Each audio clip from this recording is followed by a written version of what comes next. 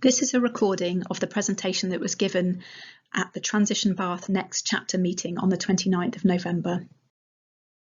We first reflected on what Transition Bath had accomplished since 2010, generating and supporting really powerful projects, being a critical friend to the council through various administrations of different stripes, becoming a trusted partner to different organisations, and constituted and financially solvent, so very much a going concern with a strong email list and lots of people who support it, as shown by the number of people who came to the meeting on the 29th of November 2021.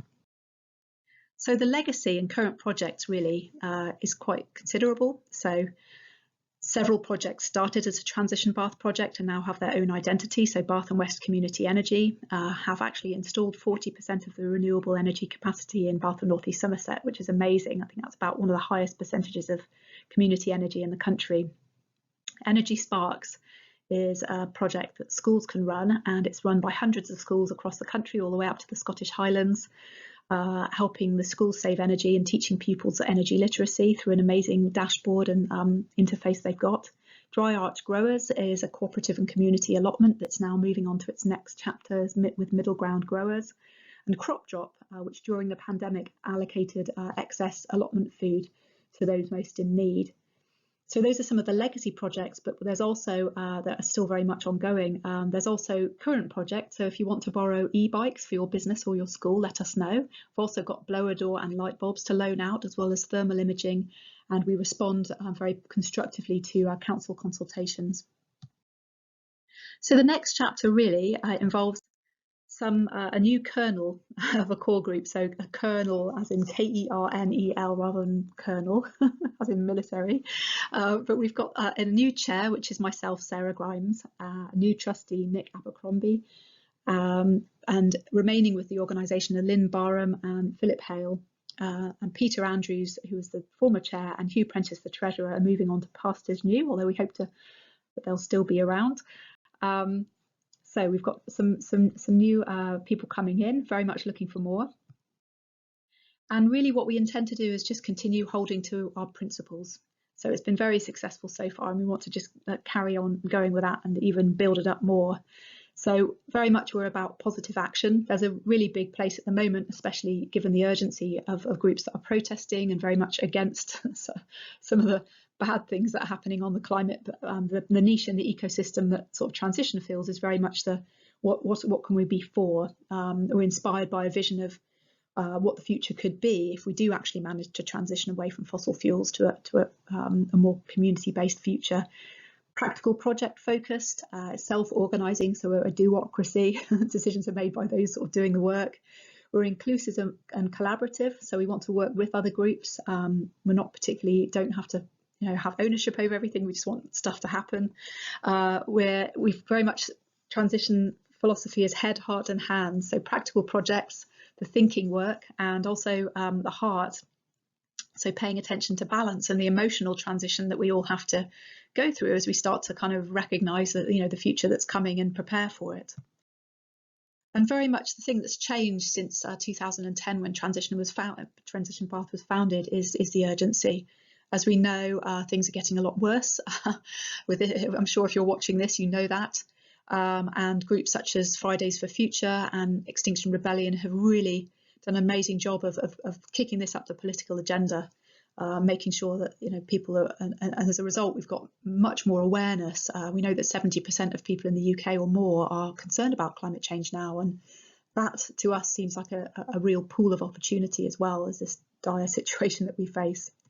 And for me, it's particular as incoming chair, it's particularly personal because I've got a young child. He's older than that now, but it just is mind-boggling to think he'll actually be 36 in 2050. So I think many of us feel that way. So we're really asking today for you to help us in whatever way you can. We're just quite brazen about that really, and just asking for your help, and we'll talk about how as we go through. And we see ourselves really as having three core roles. The Transition Bath, you might be saying, okay, there's lots of environmental groups. What's the USP, the unique selling points of Transition Bath? And I think it's these sort of three core roles that we can really play. The first one is just building community. So historically, this is something Transition Bath has done, and So this could be events, collaboration, celebration. I think after the lockdown and the pandemic, I think we are ready to kind of get out and build up back our communities, Omicron notwithstanding. So perhaps something like a spring ball or a spring fair of some sort to celebrate the incoming spring. So the visioning and the creativity. So Rob Hopkins, one of the founders of Transition, talks a lot about what if, what if we succeed?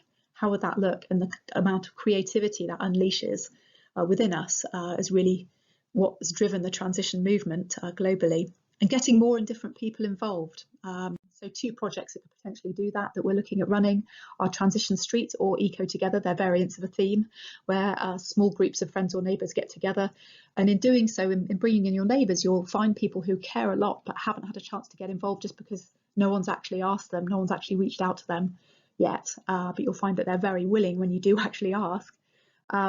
You get together and you just literally work your way through a short programme of sessions that you can run yourself, so self-organising. And in Totnes and in other parts of Devon and in places where they've run this, it's been really successful with hundreds of households getting involved, making actual meaningful carbon savings. And that's across income brackets as well. So there was a larger portion of sheltered housing residents and people with low disposable incomes involved. And this just formed these small neighbourhood groups that have kept on doing projects and gotten to know each other, which is really important as we face an uncertain future with increasing climate and resource impacts. Second core role is Project Incubator. So the idea here is that we know that within Bath we're blessed with people who've got amazing skills as well as money, to be fair. So not everyone, obviously there's massive inequality here as well, but this incubator idea is the idea that professionals, whatever they, coaches, small business owners, lawyers, designers, subject experts, would offer their time for 3 free sessions to projects that are getting started but just need that little bit of help and that little expertise that maybe they don't have themselves. So it's to give that panel of experts, and then we're going to be going out there and looking to build up some funding resource as well. And we're definitely going to need help with this. So this is something you're interested in helping us do. It is really going to require a couple more people to get involved to make it happen.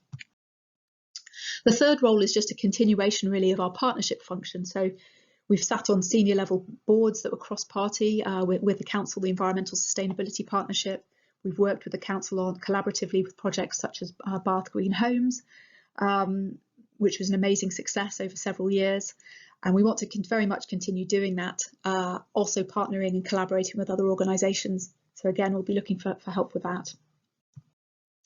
And that's in order to help the council really use the levers that it's got at its disposal. So we know that they've got direct control over buildings, control over procurement and commissioning, place shaping through planning and transport planning. They've got the ability to showcase, which we partnered with them on Bath Green Homes as mentioned, and just this convening, involving, engaging role, and that can work really well with a constructive support from community organisations, and we want to be able to provide that really, as well as be a critical friend and speak up if there's things that we don't believe that council should be doing. And one example of this is Love Livable Bath. So this is a short project that is open right now until the 19th of December 2021, just encouraging people to respond to the Livable Neighbourhoods consultation.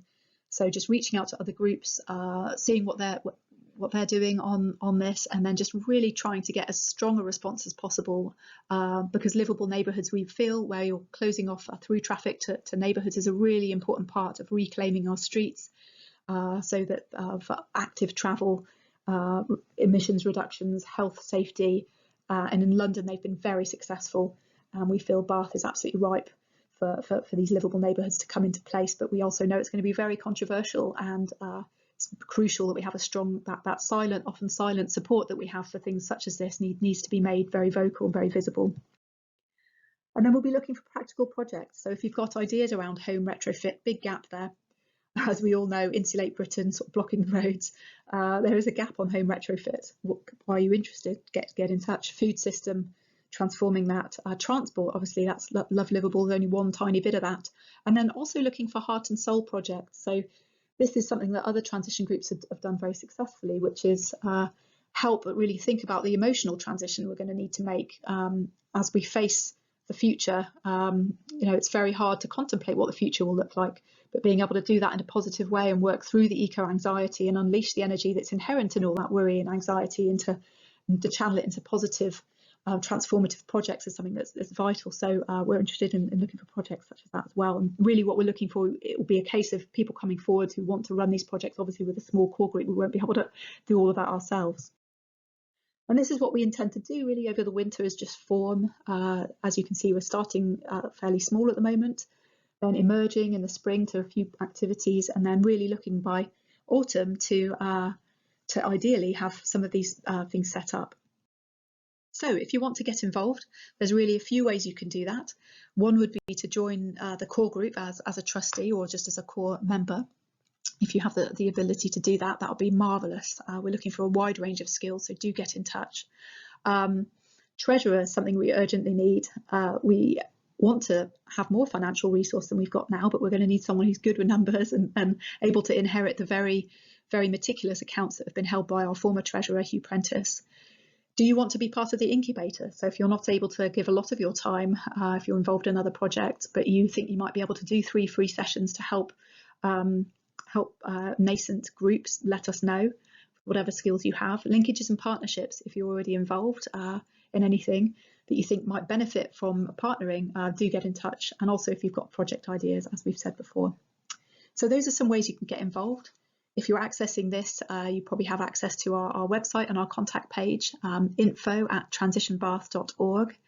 That's info@transitionbath.org to get in touch, and please do. Look forward to hearing from you. Thank you.